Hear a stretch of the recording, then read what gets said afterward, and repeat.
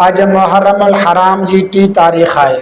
मुहर्रमुल हराम इस्लामी साल जो पहिरियों महीनो है। मुहर्रमुल हराम अल्लाह तबारक व तआला जे 4 बरकतन वारन महीनन मां हिकिड़ो महीनो है। अल्लाह तबारक व तआला हिन में सहाबा किराम रिज़वानुल्लाह अलैहिम अजमईन खां कुर्बानियूं वरतियूं आहिनि। हिन महीने जी पहिरीं तारीख़ ते हज़रत सैयदना उमर फारूक रज़ी अल्लाह तआला अन्हु अमीरुल मोमिनीन जी शहादत जो ॾींहुं आहे।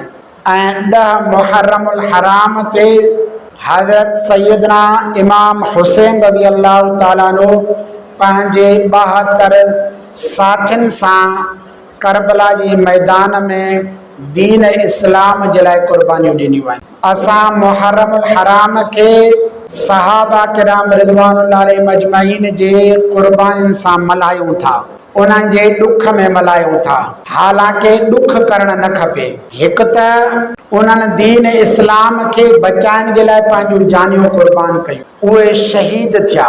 अल्लाह तबारक व तआला क़ुरान पाक में हिकु जगह ते फरमाए थो, वला तक़ूलू लिमन युक़तलु फी सबीलिल्लाहि अमवात बल अहयाउ वलाकिन ला तशऊरून। जेके माण्हू अल्लाह जे रस्ते में क़त्ल कया वञनि था उन्हनि खे मौल न चओ बल्कि उहे ज़िंदा आहिनि। अल्लाह तबारक व तआला वटां उन्हनि खे रिज़्क़ मिले थो।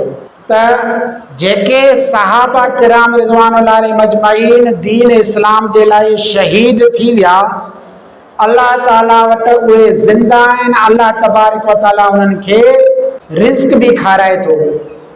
पोइ उन जे लाइ ॾुख छो मल्हाइजे? ॾुख न मल्हाइजे। उन जे करे उहे ज़िंदा आहिनि, हमेशह हमेशह जे लाइ उहे ज़िंदा रहंदा। इहो अल्लाह तबारक व तआला जो वाइदो आहे। ॾुख त उन जे लाइ कबो आहे जेके मरी था वञनि। सहाबा किराम रिज़वानुल्लाह अलैहिम अजमईन कुर्बानियूं ॾिनियूं आहिनि, उहे मौल न आहिनि, शहीद आहिनि, ज़िंदा आहिनि। हमेशह उहे असांजे दिलनि में ज़िंदा रहंदा। हिकु ॻाल्हि फ़िक्र जी आहे त अॼु असां उन्हनि खे मल्हायूं था, लेकिन असां उन जे ज़िंदगी जे तर्ज़ ते पंहिंजी कहिड़ी ज़िंदगी गुज़ारी आहे। हुननि जान छाजे लाइ ॾिनी आहे? हुननि जो को ज़ाती मफ़ाद हुयो, इमाम हुसैन रज़ी अल्लाह तआला अन्हु, या उन जे साथियुनि जो को दुनियावी को मफ़ाद हुयो, उन जे करे उन्हनि जान पंहिंजी कुर्बान कई आहे, या ख़ालिस दीन जे लाइ, अल्लाह जी रज़ा जे लाइ, नबी अलैहिस्सलातु वस्सलाम जे दीन खे बचाइण जे लाइ उन्हनि कुर्बानी ॾिनी आहे। इन ते असीं गौर कयूं। अॼुकल्ह असां तव्हां इन्हनि जी शहादत खे मल्हायूं था ॾुख जे करे, लेकिन असां 5 मिंटनि जे लाइ गौर ऐं फ़िक्र कयूं त असां उन्हनि कुर्बानियुनि जो छा मतिलबु उन्हनि खे ॾिनो आहे, कहिड़ो असां सलाम उन्हनि खे पेश कयो आहे।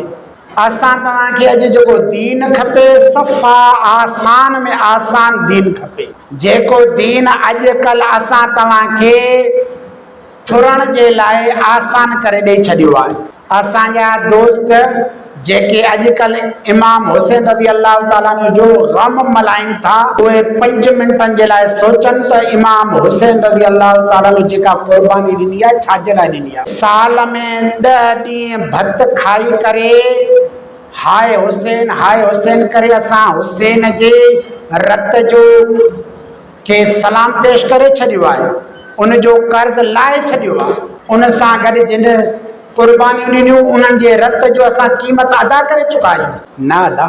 इमाम हुसैन रज़ी अल्लाह तआला अन्हु सिर्फ़ ऐं सिर्फ़ पंहिंजे नाने जे दीन बचाइण जे लाइ निकिता हुया, तां मुंहिंजे नाने जी हिकिड़ी बि सुन्नत मिटिजे न, हिकिड़ी बि सुन्नत मिटिजे न। अॼु असां तव्हां सभ जा सभु सुन्नतुनि खे मिटाए वेठा आहियूं ऐं आहियूं आशिक़े रसूल, आहियूं हुसैनी, आहियूं हैदरी। ऐं 5 मिंटनि जे लाइ माज़रत सां तव्हांखे चवां थो, अगरि इमाम हुसैन रज़ी अल्लाह तआला अन्हु हींअर दुनिया में अचे न, अल्लाह ताला उनखे मोकिले, हू असां तव्हां सां जिहाद कंदो, त तव्हां मुंहिंजे नाने जी दीन खे छो छॾियो आहे? मूं तव्हांखे बसि इहो दीन ॾिनो जो तव्हां 10 ॾींहं भत ठाहे करे हिक ॿिए खे खाराए, मुंहिंजे रत जो तव्हां हिसाब किताब करे छॾियो आहे। मूं कुर्बानी छाजे लाइ ॾिनी? छाजे लाइ कुर्बानी ॾिनी? तो मुझे नाने जो दीन मिटजे ना, मुझे नाने जी सुन्नत दाढ़ी कटजे ना। कंहिंखे दाढ़ी आहे मुझे नाने जो जेको सुन्नत पटको आहे वो न लहे मथे तां, कंहिंखे सुन्नत पातल आहे। मुझे नाने जेको दीन ॾिनो आहे, जेको निमाज़ ॾिनो आहे, हिकिड़ो सजदो बि बिना सुन्नत जे अदा न थिए। असां कहिड़ा सुन्नत अदा कया आहिनि, कहिड़ा सजदा ॾिना आहिनि। असांजा हैदरी भाउ जेके आहिनि 10 ॾींहं उन्हनि जे जो दीन, असांजा अहले सुन्नत बिरेलवी उन्हनि जो सिर्फ़ु 12 रबिउल अव्वल ऐं अॼु असां सुन्नी हनफी देवबंदी जेके चऊं था उन्हनि जो असां हफ़्ते में हिकिड़ो जुमे जो ॾींहुं बसि। असांजो दीन अॼु हिते अची रहियो आहे। असांजो दीन बसि इहो रहियो आहे त हफ़्ते में हिकिड़े ॾींहुं जुमे जे ॾींहुं निमाज़ पढ़ंदासीं, असां जन्नत जा हक़दार थी वियासीं। अगरि 2 देगूं बिरयानी जो लाहे करे न्याज़ करे छॾियोसीं, असां दीन इस्लाम जो हक़ अदा करे छॾियो आहे। असां सच्चा पक्का हुस्नी थी वियासीं। 12 रबिउल अव्वल ते 2 देगूं बिरयानी जो लाहे करे असां पक्का सच्चा आशिक़ रसूल थी वियासीं। मुंहिंजा दोस्तो, सुन्नत इहो नाहे, दीन इहो नाहे, दीन इहो नाहे।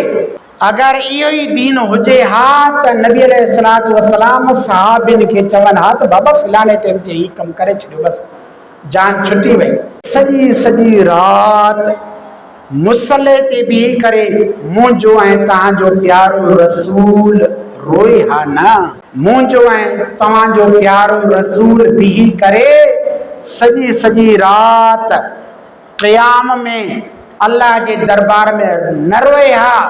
अगर इहो ई दीन हुजे हा, इमाम हुसैन रज़ी अल्लाह ताला अन्हु मदीने मां करबला न वञे हा। इमाम हुसैन रज़ी अल्लाह ताला अन्हु जंग जे मैदान में निमाज़ जो हुकुम न करे हा। अगर दीन इहो हुजे हा जेको अॼु असां तव्हां वटि आहे।